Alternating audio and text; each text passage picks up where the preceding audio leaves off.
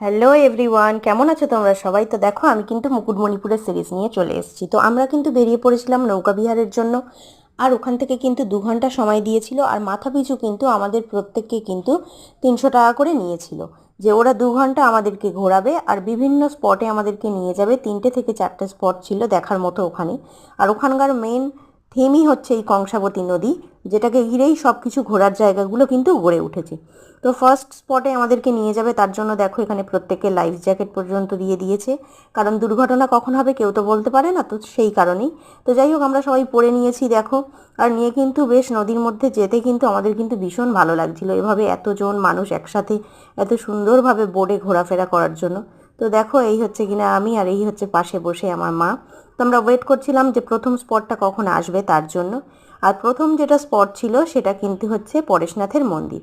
তো তোমরা যারা বাঁকুড়া ডিস্ট্রিক্টে থাকো তোমরা তো জানোই, আর যারা থাকো না তারা অনেকে হয়তো ঘুরতেও গিয়েছো, জেনে থাকবে যে এটা কিন্তু মুকুটমণিপুরের ওয়ান অফ দ্য ঘোরার প্লেস। তো যাই হোক, আমরা পৌঁছে গেছিলাম, ওখান থেকে অনেকটা উঁচু ছিল যার কারণে আর একদম উপরে উঠিনি টেম্পলের। তো দেখো এখানে কিন্তু মা আর আমি ওয়েট করছি। এই নৌকাগুলোই আবার আমাদেরকে অন্যান্য স্পটে নিয়ে যাবে।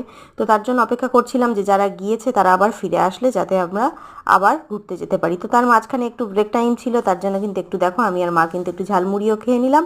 আর তারপরেই কিন্তু এখানে দেখো প্রাকৃতিক যে সৌন্দর্য নদীর, সেটাকে কিন্তু দাঁড়িয়ে দাঁড়িয়ে উপভোগ করছিলাম। আর নেক্সট কোথায় গিয়েছিলাম সেটাকে জানতে হলে কিন্তু আমার ভিডিওটাকে কন্টিনিউ করো। And thank you for watching.